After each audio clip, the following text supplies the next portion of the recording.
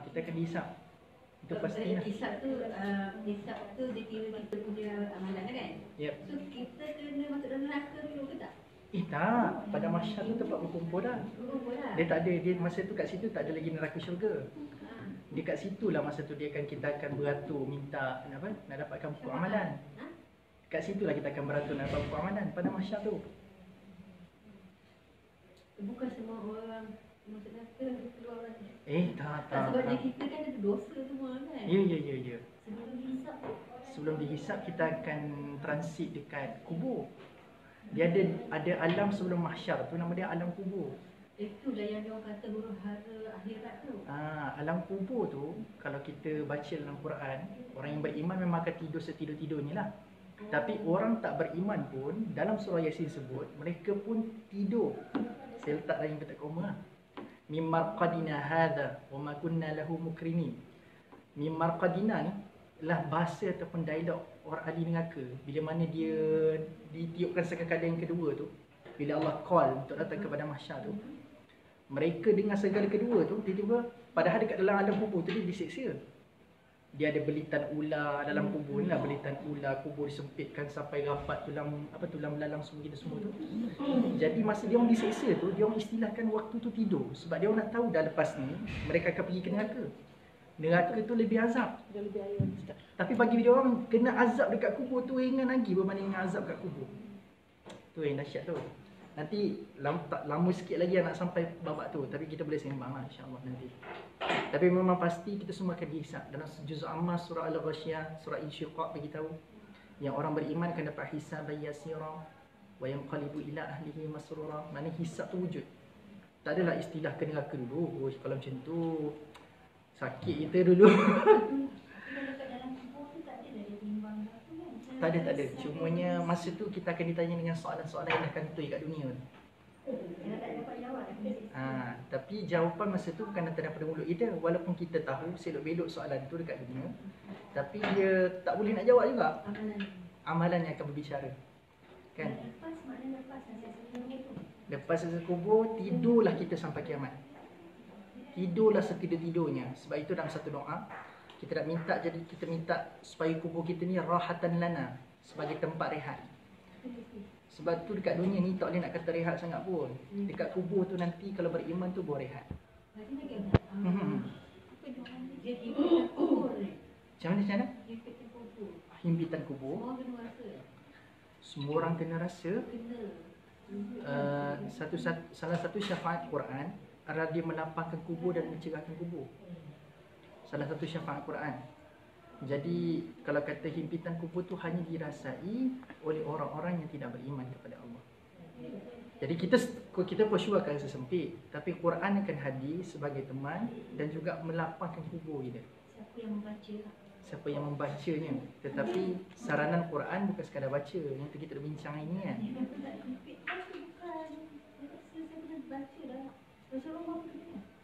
Rasulullah kena himpitan kubur. Tak, kita just digambarkan kubur itu sempit. Dan kita pun tahu kalau tengok pada fizikal luaran tu memang kubur itu sempit. Tapi itulah syafaat Quran. Inilah Quran yang boleh berikan kepada kita. Dia jadi teman. Dia akan jadi sahabat baik kita dekat dalam kubur. Melapangkan, mencegahkan. So sebab tu kena ngaji baca Quran kat dunia. Kena faham Quran kat dunia. Supaya kita tak rasa, walaupun tempat tu sempit, tak rasa sempit. Macam tu lah gambaran dia. Baca sahaja, kita tidak lagi mengambil apa yang Allah suruh dalam Quran. Macam itulah saya boleh katakan. Saya taklah kata kita kena downgradekan orang yang banyak membaca pada hari ni. Tak. Dia sekurang-kurangnya kita baca. Tapi kalau kita nak ambil Quran secara keseluruhan, maknanya kita kena buat satu lagi benda yang kita kena one step ahead. Kita tak boleh sekadar selesa dengan sekadar baca. Boleh? One step ahead tu yang kita nak bincang ni. Okay, baik. Kita mulalah insya-Allah. Tiba-tiba saya rasa macam seronok kalau kita boleh buat bulatan je lepas ni kelas kita. Sebab tak ramai sangat kan. So kita boleh sembang je. Saya seronok macam ni. Kita boleh sembang-sembang. Dan pembelajaran tu masuk secara santai je. Okay, baik. Al-Fatihah. Bismillahirrahmanirrahim. Alhamdulillah. Maliki yaumiddin. Shiratal ladzina an'amta alaihim. أعوذ بالله من الشيطان الرجيم بسم الله الرحمن الرحيم الحمد لله رب العالمين والصلاة والسلام على أشرف الأنبياء والمرسلين وعلى آله وصحبه أجمعين اللهم اجعل القرآن عظيم ربيع قلوبنا ونور صدورنا وجلاء أحزاننا وذهاب همومنا وغمومنا اللهم ارحمنا بالقرآن واجعله لنا إماما ونورا وهدى ورحمة اللهم ذكرنا منه ما نسينا وعلمنا منه ما جهلنا وارزقنا تلاوته آناء الليل وأطراف النهار واجعله لنا حجة يا رب العالمين ربنا آتنا في الدنيا حسنة وفي الآخرة حسنة وقنا عذاب النار والحمد لله رب العالمين. الحمد لله والصلاة والسلام على رسول الله وعلى آله وصحبه ومن والاه. سبحانك لا علم لنا إلا ما علمتنا إنك أنت العليم الحكيم. رب اشرح لي صدري ويسر لي أمري واحلل عقدة من لساني يفقهوا قولي. اللهم اجعلنا من الذين يستمعون قولا فيتبعون أحسنه. آمين يا رب العالمين. Assalamualaikum warahmatullahi wabarakatuh. Waalaikumsalam. Apa khabar tuan-tuan dan tuan-tuan semua? Sihat ke? Alhamdulillah. Harap-harapnya tuan-tuan sekalian hari ini telah menyahut satu seruan Allah, iaitulah kita belajarkan dalam Quran kan. Quran ini dia mengajar kita untuk always be positive. Dia sentiasa mengajar kita untuk sentiasa rasa selesa dengan apa yang Allah takdirkan kepada kita berlaku pada hari ini. Dan tambah-tambah perkara yang tuan-tuan semua lakukan pada tengah hari ini adalah perkara yang anda perlukan mujahadah yang sangat tinggi. Iaitulah bukan sekadar anda boleh, oh dah biasa dah datang kelas, kita datang kelas. Saya percaya dalam diri kita semua ni pernah berlaku satu peperangan jiwa. Betul? Nak hadir ke tidak, nak hadir ke tidak, nak hadir ke tidak. Di saat orang lain boleh lepak-lepak dekat masjid ataupun dekat surau, boleh baring, meniarap, berguling-guling dekat dalam surau, anda memilih untuk duduk di kerusi mujur lembut. Alhamdulillah. Itu saya buat program di Tadabbur Center, orang komen kursi keras. Saya tak tahulah masuk kursi keras tu. Kan kita ada flip, meja flip tu kan. Kursi tu tak adalah macam ada cushion macam ni. Orang tulis feedback form dekat Tadabbur Center, feedback form, kerusi keras. So agaknya dia kena bagi sofa kot dekat peserta kot. Baru tak ada dia punya komen kursi keras tu. So Alhamdulillah di Petronas ni anda semua dah atasi kursi keras tu. Maka semua kursi lembut, Alhamdulillah kan? Tapi cuma anda tak baring je kan. So okey, nasib baik kalau kata lepas ni kan, kalau kita buat kuliah kat bawah kan, boleh baring siap kan. Nak baring macam mana pun suka hati kan. Jadi Alhamdulillah, saya harapkan Allah Subhanahu Wa Taala menganjari mujahadah tuan-tuan sekalian yang hadir pada tengah hari ini dengan sebesar-besar ganjaran insya-Allah. Yang tidak lain dan tidak bukan, kita hadir ke kelas pada tengah hari ini, kita nak mohon kepada Allah supaya Allah bagi guidance kepada kita. Allah bagi kita petunjuk. Bukankah pagi tadi dah masuk zuhur kan? Dah masuk zuhur tapi anda tak solat zuhur lagi. Bukankah pagi tadi masa kita membaca suratul Fatihah dalam kita punya solat subuh, mungkin anda yang bangun solat tahajud pada pagi tadi, kita membaca satu kalimah yang sangat besar yang mengajar kita tentang arti percaya kepada Allah. Satu kalimah yang sangat besar yang ajar kita untuk trust Allah tersangat-sangat tinggi. Sebagai analogi mudah. Dan saya nak anda cuba detect di manakah kalimah yang ada dekat dalam surah Al-Fatihah. Contoh, saya kata sebab anda hadir tengah hari ini, mengorbankan lasyau anda, mengorbankan waktu rehat anda, saya kata saya nak buat reward sikit. Ni contoh je. Saya kata saya nak bagi reward. Rewardnya adalah siapa yang paling fokus, yang type dekat Facebook status kuliah pada hari ini contoh, yang paling sedap dia punya status pasal apa benda tadabbur pada hari ini, saya nak bagi hadiah pada minggu depan, saya nak bagi hadiah RM500. Bagi mereka yang paling committed, paling fokus dalam kelas, dia buat write up sikit pasal kuliah kita pada hari ini, saya nak bagi RM500 pada kuliah minggu depan. So saya nak pilih pemenang tu dalam masa seminggu. Okey, baik. So bila anda dengar tawaran ini daripada saya, tuan-tuan sekalian, contohnya anda dengar tawaran ini daripada saya, Selepas seminggu, sebelum selepas minggu lah, masa mula-mula dengar tu, anda rasa apa Teruja kan? Anda rasa macam, why not? Kuliah kita pun 45 minit je kan? Kuliah kita pun sejam je.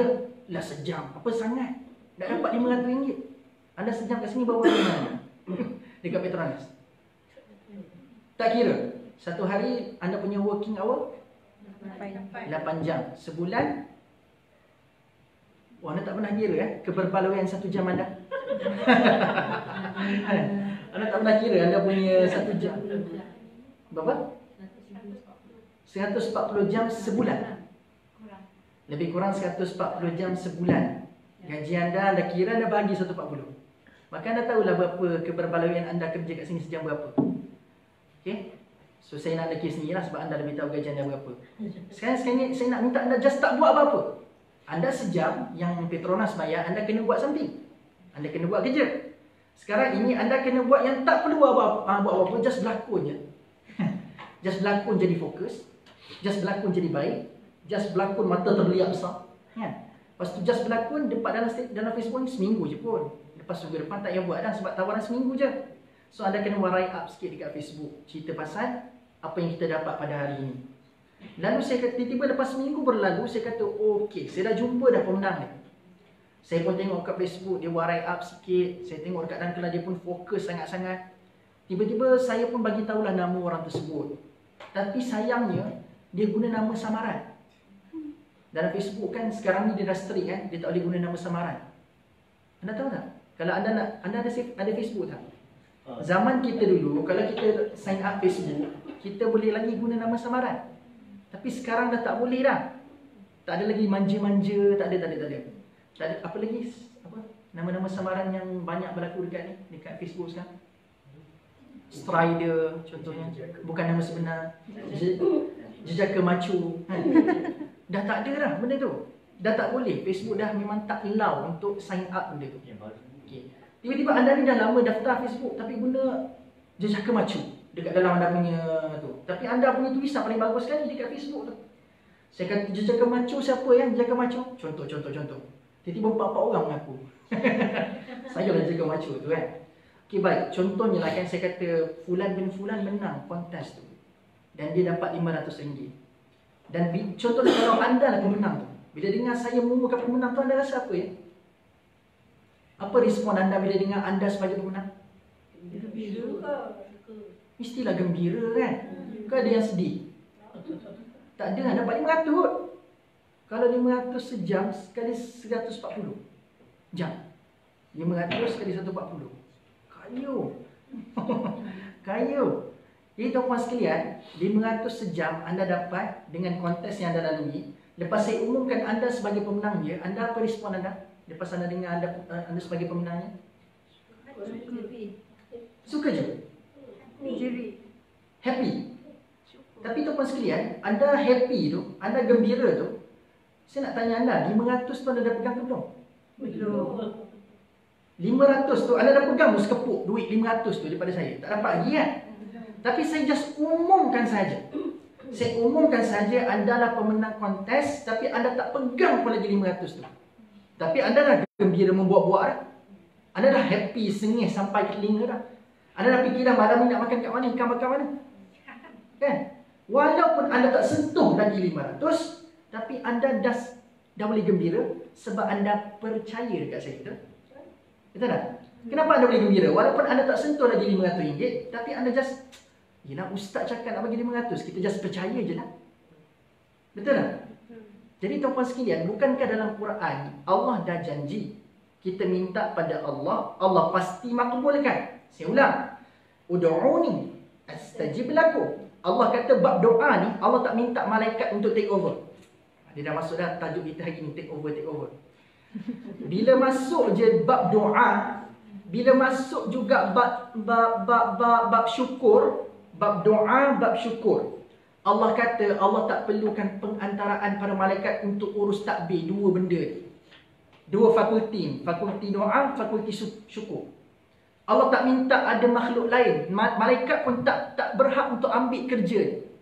Dalam Quran Allah gazetkan siap-siap bab doa, bab syukur, let me take over. Let me take over. Lalu tuan-tuan sekalian, Allah kata, kamu doa pada aku pasti akan makbulkan.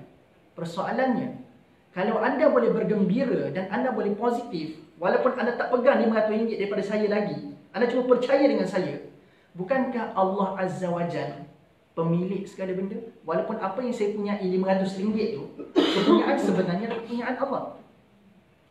Adakah pada hari ini kita lebih percaya manusia daripada Allah? Soalan kat situ. Soalan di situ. Anda boleh bergembira, anda boleh girang gembira dengan tawaran daripada manusia yang banyak dosa ni, yang banyak kekurangan ni. Anda boleh percaya dengan batang tubuh kat depan ni.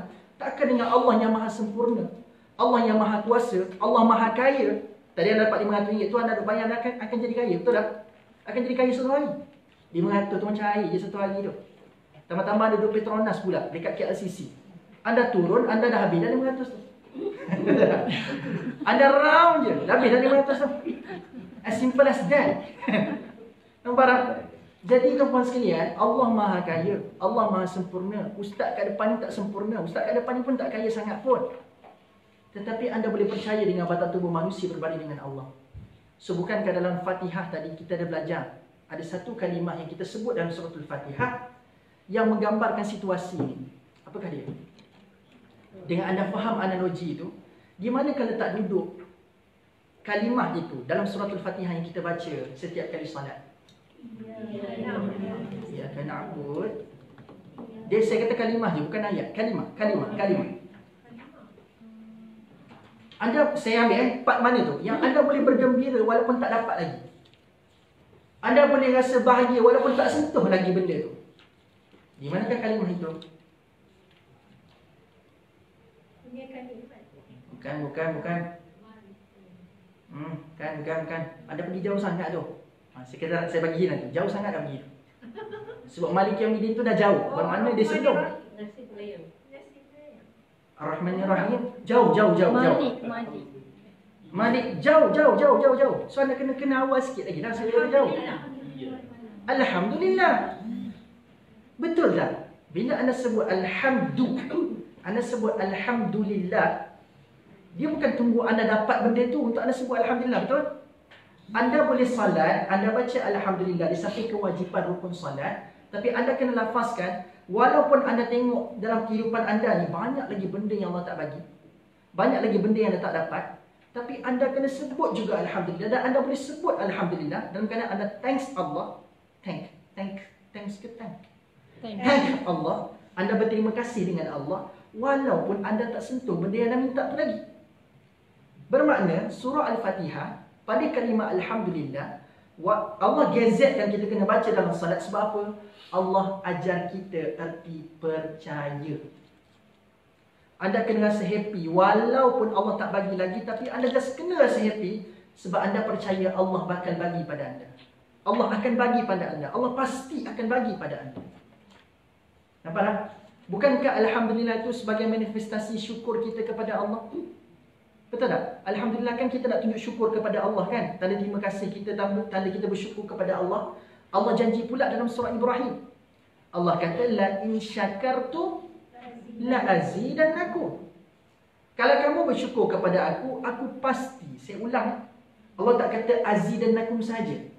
Tapi Allah kata la kat depan. Bermakna Allah pasti, demi sesungguhnya Allah akan menambahkan lagi nikmat kepada kita. Saya nak kita tukar sikit kita punya paradigma pemikiran. Kadang-kadang kita banyak salahkan Allah bila Allah tak bagi tu. Kita minta Allah tak bagi, kita minta Allah tak bagi. Tapi saya cadangkan kita tukar sikit pemikiran kita. Bila Allah tak bagi tuan-tuan sekalian, itu sebenarnya tanda Allah nak bagi kita kualiti masa. Masa yang paling berkualiti untuk kita letakkan syukur di situ. Saya nak tanya anda, benda ini saya rasa very simple question. Di saat kita senang dengan susah, mana waktu paling kita rapat dengan Allah? Susah. Kan? Lalu bila Allah tak bagi seketika benda yang kita minta itu, bukankah itu masa yang sebenarnya Allah nak bagi kita masa yang berkualiti untuk kita bersyukur kepada Allah? Waktu senang tak syukur pada Allah, tapi bila Allah bagi susah, Allah tangguhkan sekejap benda tu, rasa lama sangat tak dapat, bermakna Allah nak suruh kita syukur dulu. Allah kata, kalau kamu bersyukur, aku pasti tambah. Pasti akan tambah. Ibaratnya saya bersyukur dapat air kosong selama ni. Tapi hari ni Allah bagi air mangga. Contoh. Tak, selama ni air kosong je. Kadang-kadang air kosong tu yang separuh dah. Mungkin Ustaz Syahri minum semalam. Separuh je. Redha lah. Tapi Alhamdulillah, berkat kesabaran dan syukur itu, Allah tukar jadi air mangga. Saya tak tahu siapa hadiahkan, mudah-mudahan Allah bagi ganjaran yang besar kepada orang yang menghadiahkan. Ini rare tau, rare. Dia jadi lebih rare kalau carrot susu terhidang kat depannya. Contoh. Okay? Jadi tuan-tuan sekalian, nampak tak? Kita ni dengan Quran, kita hidup dengan dia. Sebab itu Allah nak kita ni jadi sahabat dengan Quran kat dunia. Dan dia pun tak akan segan silu, Al-Quran pun tak akan segan silu untuk jadi sahabat untuk kita dekat dalam kubur nanti. Dia pun tak akan segan silu. Kita ada BFF sekalipun dekat dunia ni tuan-tuan sekalian, tak ada lagi BFF yang boleh jamin nak teman kita mati sama-sama. Yang teman kita dalam kubur, kalau kau mati aku duduk kat sebelah kau nanti. Ada lagi tak kawan yang tawarkan macam ni? Tak ada. Anda apa pun sekalipun, kawan anda tak ada lagi. Kita blood brothers. Kita ni bye-bye. Sebab apa kita sokong Malaysia? Malam ni bola tuan-tuan sekalian. First time saya masuk KL ni paling sukar hari ni. Sepanjang kuliah kat KLCC ni, inilah waktu paling sukar saya masuk KL. Anda bayangkan 4 km lagi nak sampai ke sini. 4 km, saya bilang 4 km. Kena ambil masa 30 minit.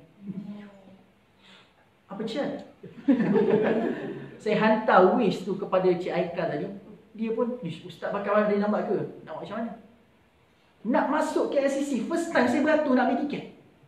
Kan ambil tiket tu, biasa tak pernah beratur pun. Saya tu seseorang je masa tu. Ni beratur. Turun tunnel tu, dekat turun bukit tu lagi dah kena beratur. Anda bayangkan? Tempat rahsia saya hari ni pun dinodai tuan-tuan sekalian. Tempat rahsia saya hari ni pun diambil orang. Tak pernah kosong tempat tu. Saya jamin kosong tempat tu. Hari ni diisi dengan kereta penuh. Kat situ tak pernah jumpa tuan-tuan sekalian situasi macam ni. Sebab barangkali hari ni Selangor cuti. Anda pula tak bernasib baik sebab anda di KL. Saya tanya Cik Aikal, kita proceed ke tidak kelas hari ni? Tapi kata yes, proceed. Sebab kita orang KL bukan Selangor. Selangor kan Sultan punya birthday ni. So ramai yang bercuti. Kembali pada cerita tadi tuan-tuan sekalian. Nampak tak? Syukur ni sentiasa memberikan kita galakan untuk sentiasa positif dengan Allah. It's all about being positive. So jangan kita rasa macam Allah tak bagi ni sebab Allah tak sayang. Tak. Bukankah pada cerita Nabi Yusuf AS, Allah tangguh. Tanda Allah tak sayang pada Nabi Yusuf ke? Tak. Bila Allah tangguhkan nikmat kepada Nabi Yusuf AS, itu tanda Allah nak tingkatkan darjatnya. Bila bersyukur dengan masa-masanya Allah berikan kesukaran, digoda dan sebagainya, dipisahkan daripada keluarga oleh abah-abah sendiri, maka bukankah kesudahan itu Allah kata, inilah tarbiyah paling kemas aku berikan pada seorang Nabi untuk pegang mesi pada satu hari nanti. Untuk pegang mesi memerlukan kebijaksanaan. Memerlukan kebijaksanaan untuk menentukan keputusan yang paling tepat. Maka situasi-situasi yang Nabi Yusuf lalui itu adalah untuk memperkemaskan kualiti kepimpinan dia. Anda bayangkan, untuk belajar tidak berdendam tapi boleh bagi lagi, ini benda yang luar biasa. Orang pernah khianat pada anda boleh lagi tak nak buat baik dengan dia. Tapi tidak pada Yusuf. Tidak pada Yusuf. Dia orang waktu kecil, walaupun terpisah dengan bapa yang paling disayangi itu lama sangat-sangat tuan-tuan sekalian, tapi kesabarannya itu telah membina kualiti kepimpinannya. Untuk ajar tidak berdendam. Untuk ajar mengurus harta dengan baik. Ini satu benda yang sangat-sangat luar biasa. Puncanya apa? Di mana kalau tak duduk kualiti itu dibina? Sebab dia bersyukur dulu dengan situasi yang Allah beri pada hari ini. Anda pernah dengar tak Nick Vujicic? Apa tu nama dia? Yang tak ada tangan, tak ada kaki tu. Nick Vujicic. Dia tak, macam mana bunyi dia tak tahu. Nick Vujicic. Anda pun tahulah yang tak ada tangan, tak ada kaki tu. Dia kata macam ni tau, satu perkataan yang saya pegang. Bukanlah kata dia mengeluarkan Quran, tidak.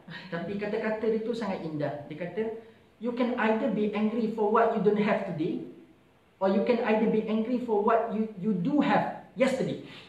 Faham tak? You can either be angry for what you don't have today, but you can either be thankful for what you have yesterday. Faham tak? Anda boleh marah benda yang anda tak dapat pada hari ini, tapi at the same time anda boleh pilih untuk bersyukur pada benda yang anda ada semalam. Faham tak? Ya. Jadi tuan-tuan sekalian, apa benda dia ajar pada kita ni? Syukur. Syukurlah pada benda yang kita ada pada semalam. Mungkin semalam tu tak dapat pada hari ini, tapi semalam kan dah dapat. So, ajar untuk kita bersyukur. Begitulah juga surah Yasin yang kita nak bincang pada hari ini. Jauh ponar. Masuk ke surah Yasin. Begitulah juga dengan surah Yasin pada yang kita nak bincang pada hari ini. Ada dua benda saya nak sampaikan. Yang pertama tu mas sekalian, Allah ajar kita, saya bagi dia punya conclusion dulu pada hari ini. Saya mulakan dengan begin with the end in mind. Okay? Satu, kita belajar bahawasanya Allah Maha tahu benda yang terzahir ataupun benda itu tersirat.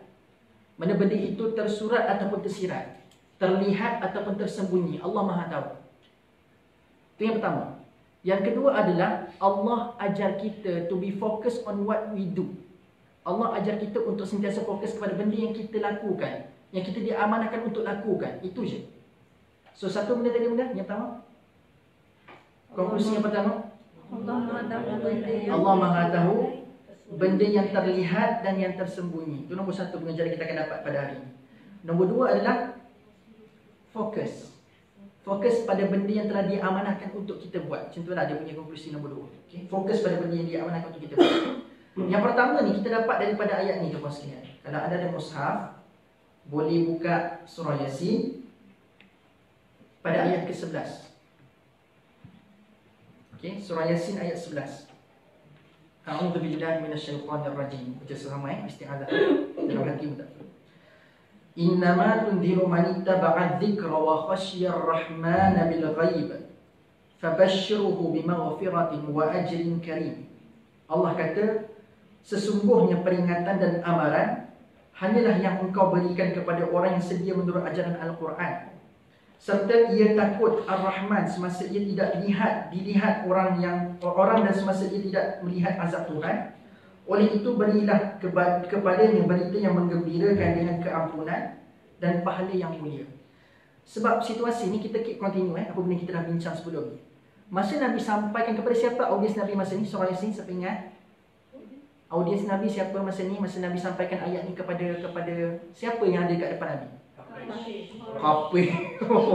Kapi. Senang. Siapakah orangnya? Macam tu saya pun senang. Dekat Madinah, kapi. Dekat Mekah, kapi. Semua kapi belaka. Dah, kita kena tahu audiens dia supaya kita tahu macam mana how to letakkan emotion pada ayat ni. Audiens Nabi masa ni Quraisy. Quraisy. So kalau Quraisy dekat mana? Mekah ke Madinah? Dekat Mekah. Okey. So bila Nabi bercakap dengan Quraisy untuk sekalian, bila Nabi first sampaikan Quran kepada mereka, Allah kata macam ni, ibarat macam ni. Ya Rasulullah, sungguh pun kamu punya kebijaksanaan dalam berbicara. Mungkin kata-katamu indah kepada mereka. Kamu menyampaikan Quran kepada mereka dengan kalam yang paling indah. Itu kalam Allah Azza wa Jalla. Allah kata, bila kamu sampaikan, kamu sendiri pun tak akan tahu siapa daripada kalangan orang dekat depan kamu ni, ini Quraisy, yang akan beriman kepada Allah Azza wa Jalla. So ini perkara pertama Allah ajar. So bila Nabi sampaikan Quran, Nabi sendiri pun sebagai penyampai, Nabi pun tak tahu siapa yang bakal beriman kepada Allah. Sebab macam mana nak tahu? Allah kata dalam ayat ke-11 ni, Allah kata ada manusia yang beriman tapi dia tak tunjuk. Dalam hatinya telah percaya kepada Allah, dalam hati telah takut kepada Ar-Rahman, tetapi dia tak exposekan iman. Dia tak exposekan iman. Itu satu sisi yang Nabi tak tahu. Orang yang beriman tapi dia mendiamkan iman. Yang kedua adalah yang tak beriman sekarang tapi akan beriman pada masa akan datang. Nabi pun tak akan tahu benda ni. Nabi tak ada ilmu meramal masa depan. Nabi tak ada benda. Contoh macam Abu Sufyan, kan? Abu Sufyan. Siapa lagi? Khalid bin Al-Walid, Umar Al-Khattab. Siapakah mereka sebelum masuk Islam? Pernah bunuh orang Islam? Pernah memerangi Islam? So ya Rasulullah, aku amanahkan kamu sampaikan Quran, maka fokus pada tugas tu. Fokus pada tugas tu. Sama ada dia beriman ataupun tidak, itu bukan kuasa kamu. Itu bukan kuasa kamu. Let me take over. Sekali lagi masuk perkataan tu. Tu hashtag tu, hashtag. Okay? Let me take over. Sebab dalam ayat nanti, lepas ni kita akan belajar, Allah sebut, Inna nahnu nuhyil mauta wa naktubu ma qaddamu wa atharahum wa kulla syai'in ahsaynahu fi imamin mubin. Ayat ni secara jelas memberikan gambaran kepada Nabi, ya Rasulullah, tugas menghidupkan perkara yang mati itu tugas aku. Tapi tugas menyampaikan itu dengan jelas, itu tugas kamu. Wa ma 'alaina illal balaghul mubin. Menyampaikan dengan jelas, itu tugas kamu ya Rasulullah. So sama ada kamu menyampaikan tu orang dengar ke orang tidak ke orang tak dengar langsung ke, itu bukan tugas kamu. Tugas kamu just deliver dengan jelas. Allah tak kata deliver saja. Allah boleh je sebut wa ma alaina illa al-balagh. Nokta. Tapi Allah sambung ayat tu dengan apa? Wa ma alaina illa al-balagh mubin. So kalau anda seorang penyampai, tugas saya menyampaikan, orang tidur tak tidur bukan tugas saya. Tapi anda tidak ambil semangat al-mubin di situ. So sebagai seorang penyampai, anda kena fikir, orang boleh faham tak laras bahasa anda? Orang selesa tak dengan cara penyampaian anda? Itu pun anda kena take consideration. So jangan kata anda baca ayat ni, anda pun kata ustaz kata di dalam surah Yasin, tugas kita just menyampaikan sahaja. No. Kita kena ambil consideration. Macam mana teknik penyampaian itu kita kena belajar. Macam mana kita menyampaikan, jelas ke tidak pun kita kena ambil consideration. Nanti kita sampai wa ma alaina illa al-balaghul mubin, nanti saya akan ceritakan a very simple concept dalam penyampaian yang Allah ajar daripada surah Yasin. Okey, boleh? Kembali pada ayat tadi. Inna nahnu nuhyil mauta tu. Contoh tuan-tuan sekalian. Saya nak tanya, ada tak ahli keluarga Nabi yang bila disampaikan Quran kepadanya tapi dia tak mau beriman kepada Allah? Ada tak? Siapa ahli keluarga Nabi yang tak beriman? Abu Talib. Abu Talib lagi. Datuknya lagi. Abu Jahal lagi. Siapa lagi? Nampak tak? Ada tak ahli keluarga Nabi yang tak beriman pada Allah? Ada kan? So nak katanya keluarga yang beriman sekalipun tidak menjamin dia punya anak cucu itu akan beriman. Tapi we can just try. Kita just jadi the best, kita jadi yang terbaik, kita jadi muslim yang practical muslim. Mudah-mudahan kita punya generasi itu akan jadi baik. Tapi nak katanya iman itu tidak dapat diwarisi tuan sekalian. Walaupun kita ada seorang nabi yang mulia, tapi Allah kata dah tugas kamu dah menyampaikan kepada nabi. Bukan tugas menghidupkan hati yang mati. So sebab itulah tuan-tuan sekalian, kalau Nabi ada kuasa tu, saya ulang, kalau Nabi ada kuasa tu, dah lama Nabi tekan button on off pada Abu Talib tu, hati dia on, hati hidup, beriman dia. Kalau Nabi ada kuasa tu, berdoa Allah akan makbulkan. Tetapi itu bukan tugas kita untuk memilih mana yang bakal kita terima, sama ada sekarang ataupun pada masa akan datang. Sebab bila kita berdoa, jangan kita expect dia akan dimakbulkan di dunia. Ada kalanya nikmat itu akan Allah tangguhkan sampai tiba waktu yang paling tepat. Siapa yang Maha mengetahui tuan sekalian? Allah. Sebab hari ini silap kita sebagai hamba, kita nak minta macam Allah tunduk pada pengetahuan kita. Bukan kita tunduk pada pengetahuan Allah. Sampai bila kita persoalkan, tak dapat lagi. Kenapa tak sekarang? Siapa kita untuk mengisytiharkan kita lebih tahu daripada Allah bila waktu terbaik untuk kita ini? Macam saya tuan-tuan sekalian, saya pernah berlaku pada diri saya sendiri, pengalaman. Dan saya percaya anda pun pernah mengalami situasi yang sama. Contoh, baru-baru ni saya pergi ke Melaka. Saya kuliah dekat sana. Ditakdirkan oleh Allah Azza wa Jalla, saya hadapi traffic jam yang paling teruk sekali di Melaka. Teruk sangat.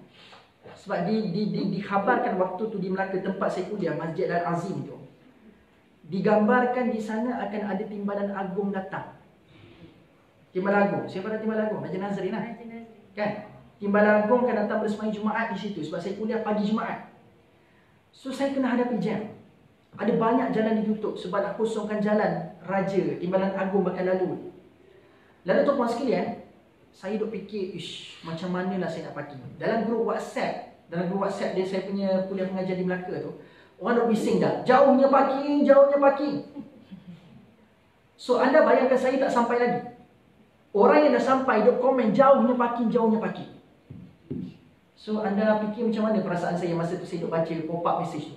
Jauhnya parking. Tak kedap, dah lah saya mungkin bakal lambat. Jangan dikasih saya lambat 10 minit sampai masa tu. Sebab jam sangat. Saya dah bakal lambat. Tiba-tiba orang duk komen dekat dalam tutup pop-up, jauhnya parking. Tak kedap kita masa tu. Dah kan? Tapi ditakdirkan oleh Allah Azza wa Jalla, tiba-tiba saya mula fikir, mungkin ada sebab jam ni Allah takdirkan kepada saya. Mungkin ada sebab penutupan jalan yang berlaku pada hari ini. Rupa-rupanya tuan-puan sekalian, kalaulah saya cepat sikit sebelum ditutup jalan tu, barangkali saya mungkin jadi mangsa aksiden. Barangkali. Sebab ditakdirkan oleh Allah valve fire besar, accident depan tu. Just orang kata baru je tutup jalan tu. Saya datang-datang baru tutup jalan sebab Agung nak lalu. Bermakna orang yang masuk awal sikit dekat situ depan sana tu, yang dah lepas kat depan sana tu, ada fire melintang. Orang ramai accident kat situ. Allahu Akbar. So siapa kita nak tentukan kita lebih tahu daripada Allah? Cerita benar ni. Saya duk fikir kalau saya lepas sebelum tutup tu. Sebab solat Jumaat pukul 12 lebih masuk Zuhur. So dia tutup seawal pukul 10 lagi. Saya masuk tu dekat 9.56, dekat jalan tu. So dia dah mula nak tutup.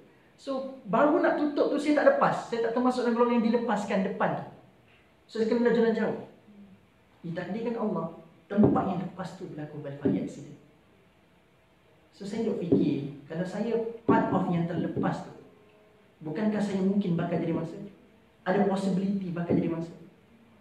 So siapa kita nak tentukan kita lebih tahu daripada Allah? So kadang Allah tangguhkan, just kita kena letak dalam pemikiran kita, Allah lebih tahu bila waktu terbaik Allah nak bagi pada kita. Sebab barangkali Allah tak bagi benda tu, sebab mungkin akan menggugat syukur kita. Sebelum dapat, kita kata, aku akan bersyukur padamu ya Allah kalau aku dapat benda ni. Tapi berapa ramai yang akhirnya terjebak bila dapat benda tu, akhirnya lupa kepada Allah. Alhamdulillah, sepatah pun tak sebut. Okay? Jadi don't let kita nak minta Allah tunduk kepada kita, tapi kita kena tunduk kepada Allah. We are servant, tuan sekalian. Just realize, tolonglah sedar, kita cuma hamba. Apa sangat hamba punya authority nak minta kepada Tuhan dia? Tak ada pun kan? Jadi just kita realize yang kita ni adalah hamba, tuan sekalian. Takkan kita akan bagi lebih dengan Allah Azza wa Jalla. Boleh? Boleh faham Okay, kembali pada surah Yasin tadi. So bila Allah kata macam ni, so Nabi pun tak ada butang on off untuk tentukan hati tu hidup ataupun hati tu mati. So Nabi tak ada button on off tu.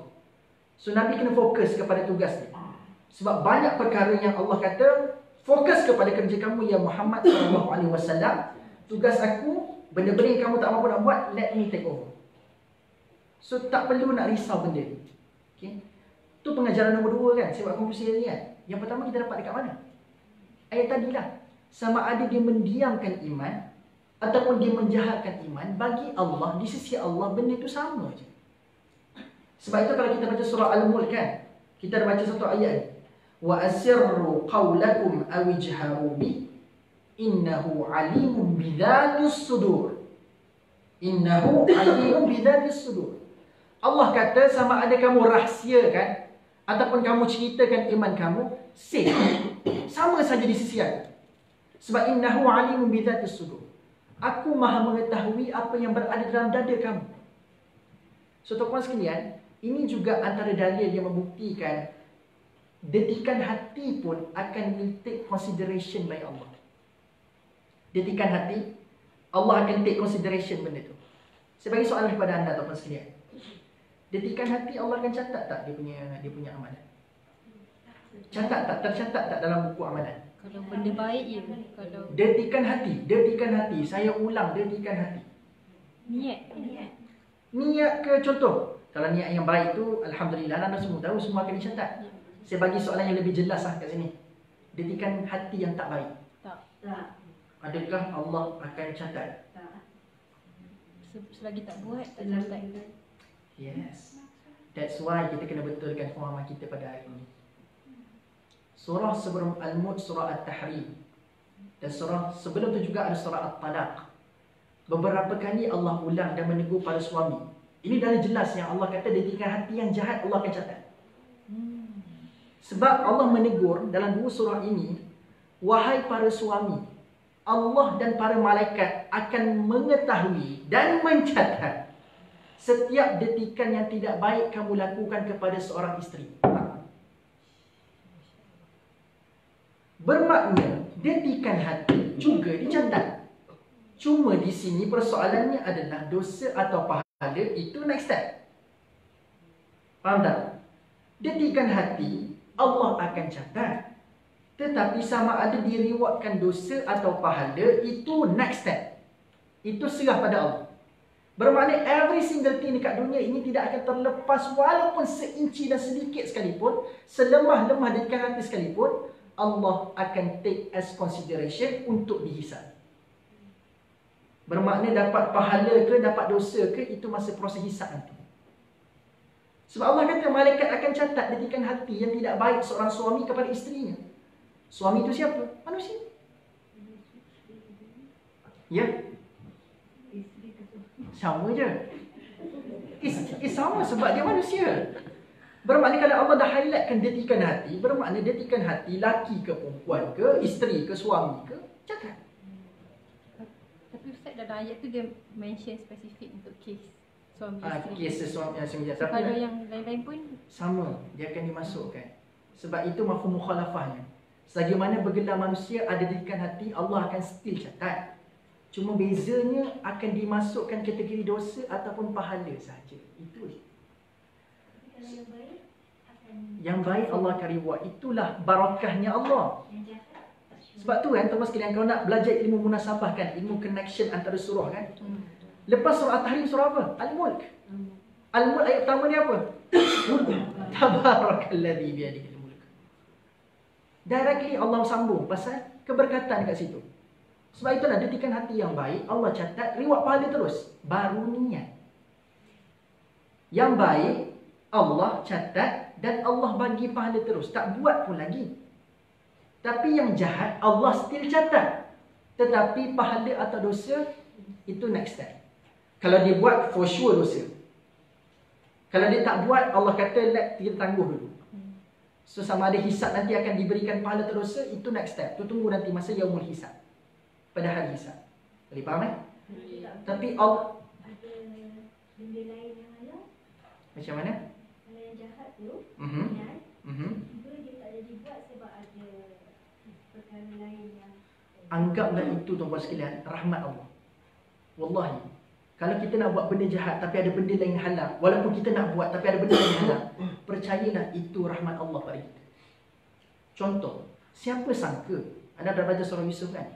Siapa sangka ahli keluarga Imra'atul Aziz sendiri yang bakal jadi saksi masa kes yang kantoi depan suami yang bersekedudukan kat dalam bilik. Siapa sangka? Kalau anda kan, contoh kalau ahli keluarga anda buat salah dan anda diminta jadi saksi, it's time to backup your family tu. Waktu terbaik untuk backup family sendiri.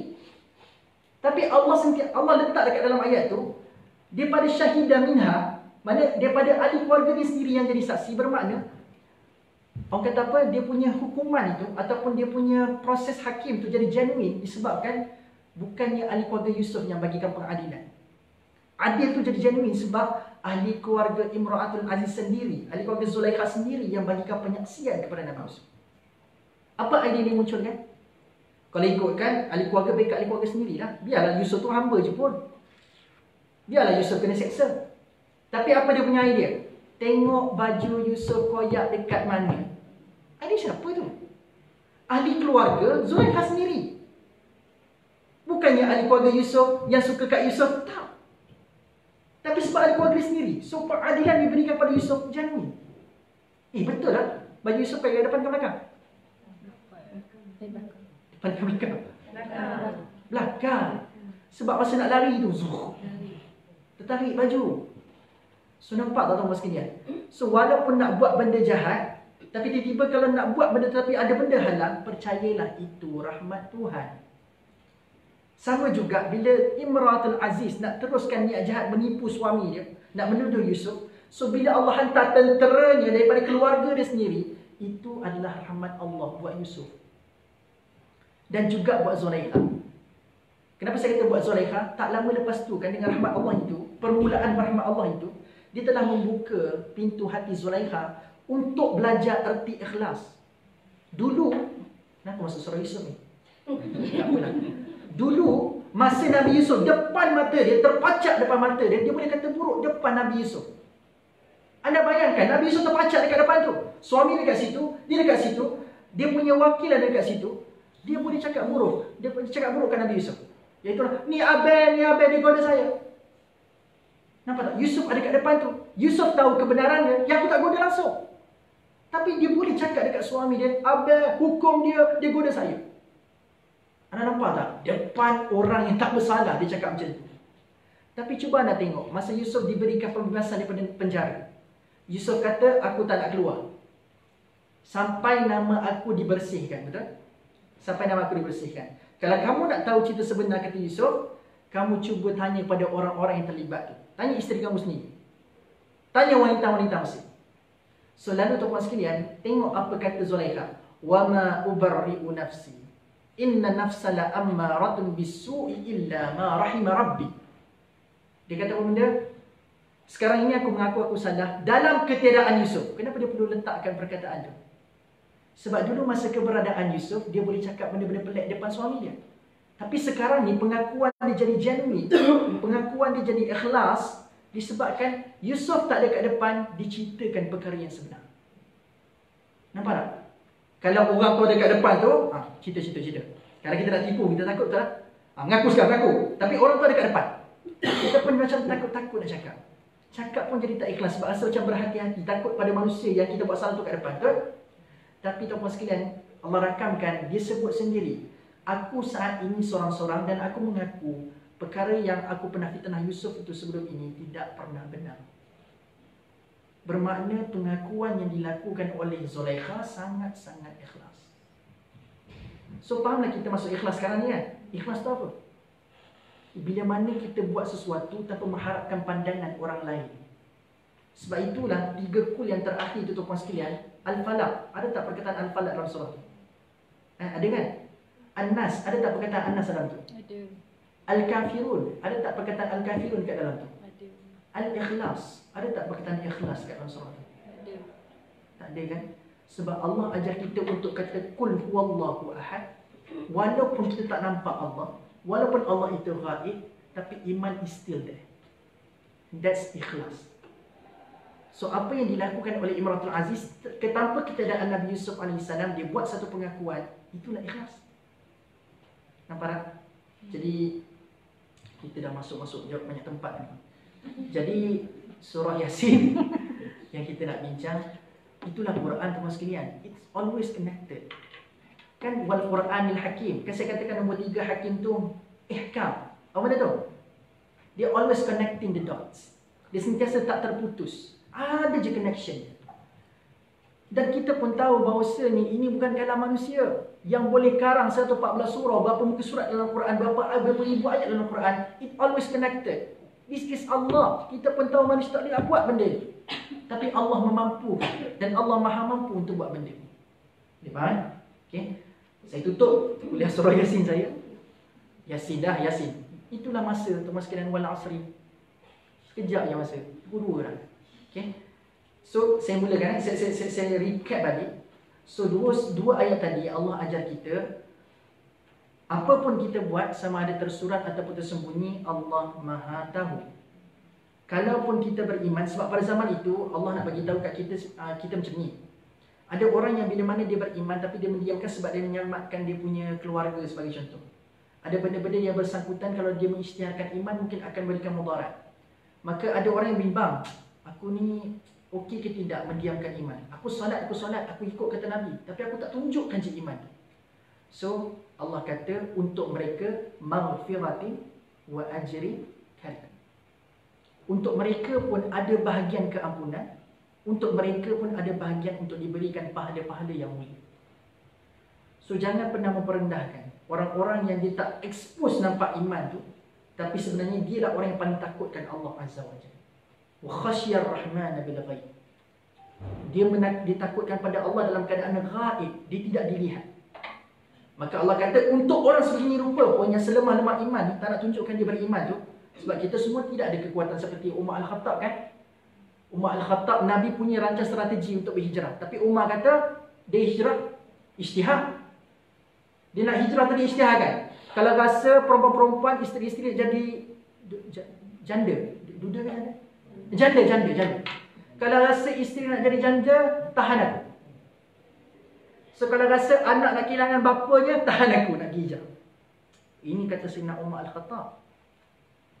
Nabi punya rancang strategi nak berhijrah, tapi Umar tantang, siapa nak tahan aku sekarang? Kita semua tidak ada kehebatan seperti Umar tu. So Allah memberikan kredit juga, sebab tidak semua jadi macam Umar, boleh isytiharkan iman. Ada orang yang beriman tapi diam-diam. Allah kata untuk mereka pun ada bahagian, keampunan dan pahala. Okay. Tapi jangan ambil pendekatan macam tu je teman sekalian. So duduk perak, iman sorang-sorang. Tak jadi juga. Sebab kita kena ambil juga seruan Allah, iaitu ihdinas siratal mustaqim. Wa tawassaw bil haqqi wa tawassaw bis sabr. Lepas ni kita nak baca kan, lepas ni kan. Saya nak tamatkan kelas kena baca surah Al-Asr betul kan? Wa tawassaw bil haqqi wa tawassaw bis sabr. Kena buat juga. Ini seruan Allah dalam Quran. Okey. So mudah-mudahan tuan-tuan sekalian, itu nombor satu. Nombor dua, saya tutup yang terakhir. Kita tidak pernah akan ada kuasa untuk menyebabkan orang beriman ataupun tidak. So ini bukan kuasa kita, bahkan bukan kuasa Nabi SAW. Nabi pun tak ada kuasa. So kalau kita sebagai seorang pendakwa, sebagai seorang yang memberikan teguran sebagai contoh, kita memberikan kata-kata kebaikan pada orang, kalau orang tak mahu dengar, let it be. Itu bukan tugas kita. Untuk menghidupkan dia beriman ataupun tidak, dihidup hatinya ataupun tidak, itu tugas Allah. Let Allah take over. Boleh? Saya ulang sekali lagi, let Allah take over. Benda-benda yang kita punya daerah kita kawal. Tapi jangan pernah sekali-kali kita masuk wilayah dan daerah Tuhan. Itu yang saya minta kita tadabburkan pada hari. Daerah kita jaga. Apa yang Allah batas kepada kita dengan syariat kita buat. Tapi kita sebagai hamba Allah kena sentiasa tunduk. Kita sentiasa dan kita hanya boleh berlega dalam daerah kita sebagai hamba. Jangan pernah masuk wilayah dan daerah Tuhan. Itu je. Boleh tahu sekalian? Clear? Jelas? InsyaAllah kuliah minggu depan, sebab saya dah start dengan wal asri. Anda tahu tak kenapa surah Al-Asr kita baca lepas tamat kelas? Ke ustaz suruh baca, saya baca je lah. Dan ini tandanya tamatnya kelas. Yes. Kenapa baca surah Al-Asr ni? So kalau kita nak tadabbur diukur dengan sejauh mana kita amalkan benda tu. Berpuluh kali ustaz bagi kuliah, berpuluh kali ustaz suruh baca surah Al-Asr. Tapi kenapa? Apa sebabnya? Apa kaitannya? So kalau nak tahu kena datang depan.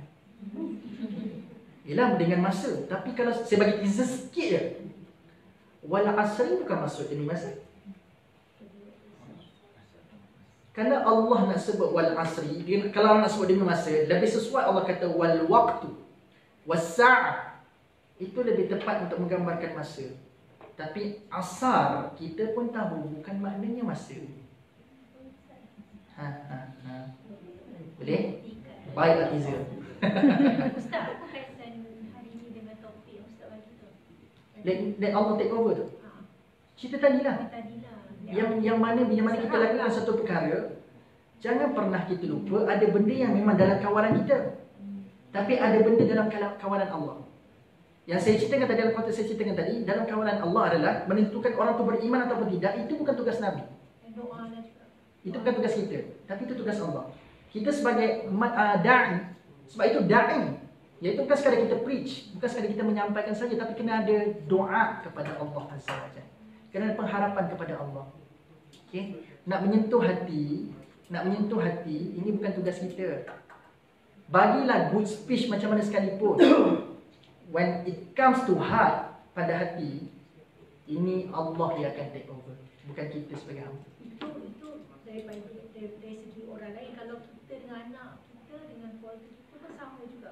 Okey, saya tambah satu lagi kata-kata hikmah sebagai penutup. Allah tidak melihat keputusan, tapi Allah melihat usaha. So dalam konteks anak-anak, saya nak kita pegang benda tu je. Sebab saya percaya ramai orang kata saya duk cakap dengan anak pun tak dengar, cakap ni tak dengar, cakap tu tak dengar, tak jadi-jadi. So puan sekalian, dia ada kaitan juga dengan surah Al-Asr tu yang kita duk belajar minggu depan ni, insya-Allah. Ada kaitan sangat-sangat. Wallahi ada kaitan sangat-sangat. Sebab dengan kaitan dengan anak-anak, kita tak boleh putus asa. Oh dah tak dengar, lepaskan je pada Allah. Tak boleh. Dia akan tengok adakah kita berputus asa dengan anak-anak. Itu part lain pula kita kena bincang. Dengan anak-anak berbeza tuan-tuan sekalian, amanah tu lebih besar. Amanah tu lebih besar. Allah kata memang jelas doa itu makbul. Saya terpukul tau dengan satu kata-kata daripada Abu Ilkiyah. Kalau anda pernah pergi Raudhah Al-Mikyas di Bangi, ada kedai buku kat sana. Ada seorang ustaz tu nama dia Abu Ilkiyah. Saya akan selalu terkesan dengan kata-kata yang pernah dirakamkan dalam satu status. Ustaz Fazrul Ustaz Fazrul ataupun Ustaz. Dia kata apa? Kalau kita mahukan sesuatu, benda tu belum lagi jadi benda yang kita mahukan selagi mana benda yang kita mahukan itu tidak pernah kita doakan dalam tahajud. Saya ulang. Benda tu belum jadi lagi benda yang betul-betul kita mahukan selagi mana benda yang kita mahukan itu tak pernah kita masukkan dalam sujud tahajud kita. Faham tak? So how desperate you want this? How desperate you want something? So sedesperate anda untuk anda dapatkan sesuatu tu, tanda anda desperate adalah anda boleh bangun pada waktu malam, anda masukkan dalam sujud tahajud anda mengadu pada Allah saat waktu yang paling berkualiti. That shows how desperate you want something. So selagi mana anda kata anda nak benda tu tapi tak boleh nak letakkan dalam sujud tahajud anda, belum lagi. Tapi adakah awak tengok Anda nak habis 2.5? Boleh. Sebab saya tak bimbang kelang kabut saya tu sebab anda nak masuk kerja. Kalau anda relax, saya okey je. Tapi Allah tengok tak ikhlas ke tidak kita dalam berdoa tu. Maksudnya For sure. kita kena ikhlas lah. Allah Maha mengetahui setiap sudut kita. Doa tu sebab apa, nafsu ke, doa tu sebab kebaikan agama ke, Allah Maha mengetahui. That's why yang paling penting yang kita kena jaga pada hari ini adalah hati. Hati ni akan menentukan segala-galanya.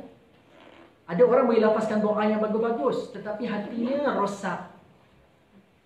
Contoh apa? Nak duit bagus dah, tapi hatinya kenapa? Nak bermewah-mewah. Tak berlaku.